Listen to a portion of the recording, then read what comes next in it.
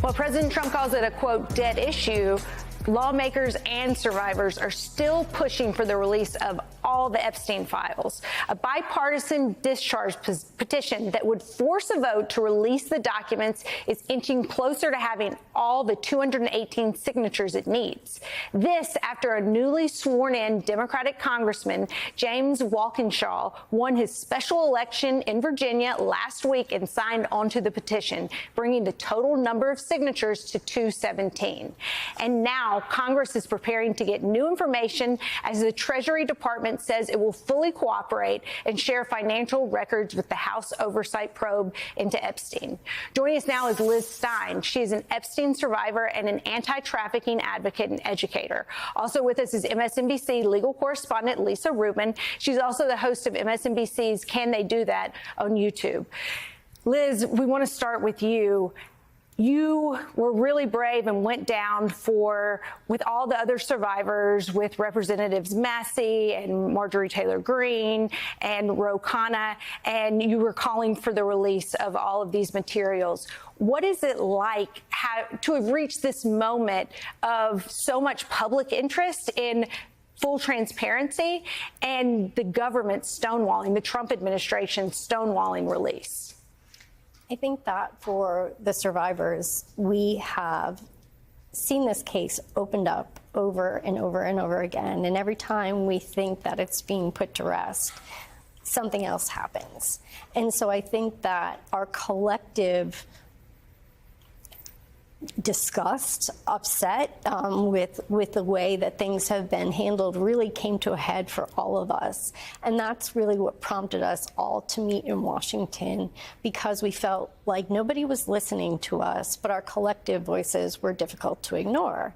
And we really hope that we've brought light to this issue in a way that perhaps people haven't seen it in the past.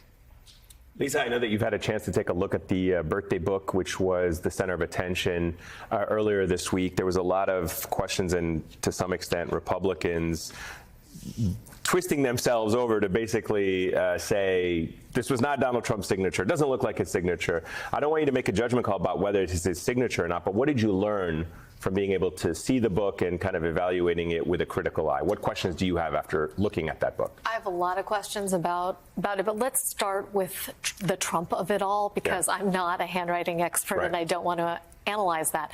I think what came across to me is how very ordinary and pedestrian that letter seems in the course of reading it alongside all of the other letters from Jeffrey Epstein's intimates, his pals in Palm Beach, the scientists that he associated himself with, people in his business life, to a person, this sort of immature, creepy jokes that are made, and what is alleged to be the Trump birthday letter, are made across the entire book. You saw last week, for example, the British ambassador to the United States had his own very long submission. He is a person who has been publicly identified as gay for many years. He has a partner.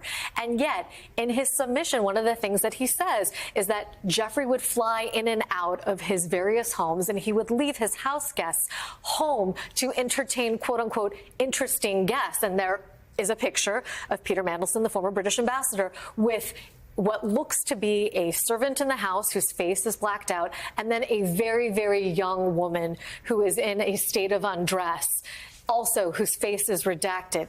That shows me that irrespective of whether people participated directly in the trafficking, the culture of facilitation and neglect that surrounded Jeffrey Epstein and Ghislaine Maxwell goes much further than the president himself and extends to lots of people you and I would consider reputable titans of industry, of academia, etc.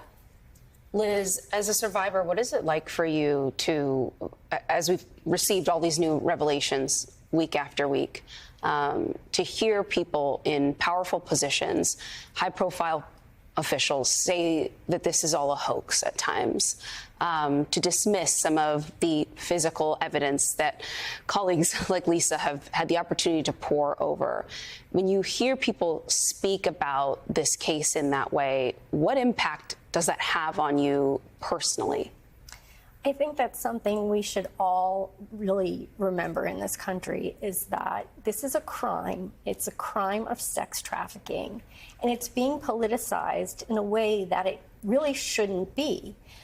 This is not a political issue. This case has been going on for 5 administrations, and we're really losing focus by turning it into something that it's not. Strip away the people in power, strip away the famous names of the people involved, and look at this for what this is. This was a sex trafficking operation. And if we had a crime, if any of us had a crime happen in our communities that had 1,000 victims, young women and girls, how could we sit and not be screaming at the top of our lungs for justice? We just wouldn't be. And so I think that what I would really ask the American public to do is to refocus on what we're looking at and to not be blinded by the politicians who are trying to make this into a political issue when it's not. Are there things that you saw in, for example, the birthday book and the images that have come from that unlocked anything for you? It really validated to me the culture of enabling that Epstein's world was. It really showed to the public the way that the people he surrounded himself with behaved, regarded him, and enabled him to just, this was not a joke that he was interested in young women, but a lot of the commentary in this birthday book was jovial and lighthearted about what happened. Whether the people who wrote in the birthday book were directly involved in the sex trafficking scheme or not, it's really a culture of permissiveness that is just unacceptable.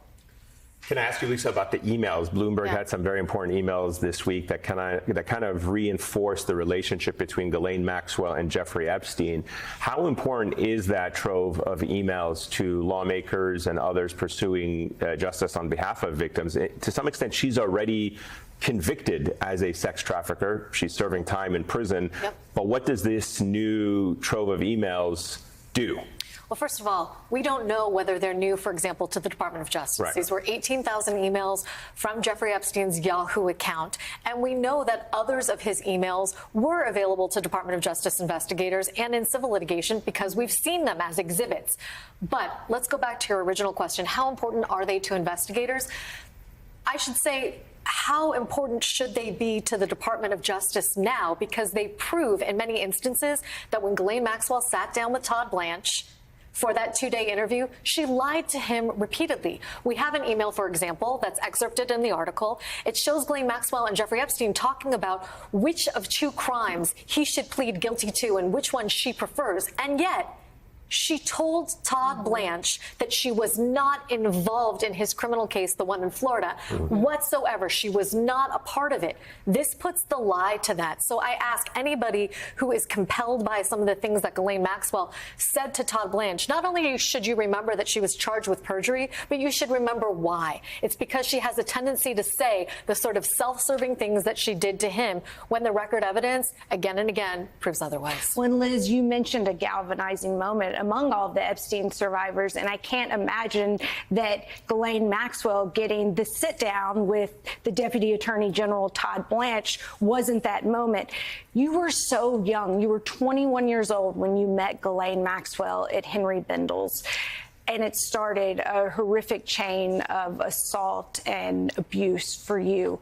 If you could go back, what would you want your younger self to know? And what would you say to other young men and women out there who might be caught in a similar circumstance? So this is something that I say publicly because it really comes from my heart. I was just 21, like you said.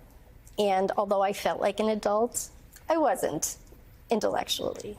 And the shame that came along with this experience was really overwhelming, and I didn't feel like I could tell anyone. And I think that if I could go back to my younger self, I would say, tell someone. And if that person doesn't listen to you, tell someone else, and just keep telling, because someone's going to listen to you. And even if nobody listens to you, be proud of yourself because you spoke your truth and you stood in your truth despite how uncomfortable it was. And that is a level of strength that is just, I say this a lot, there's no words for that amount of strength in standing in your truth. Thank you so much. Really appreciate you sharing your story with us. We're so grateful to you and grateful for your voice. Yeah. And hopefully the world is listening to you now. We're really certainly trying to hear as much as we can. I appreciate it. Thanks. And Lisa, thank you so much. Really appreciate your reporting on this important story.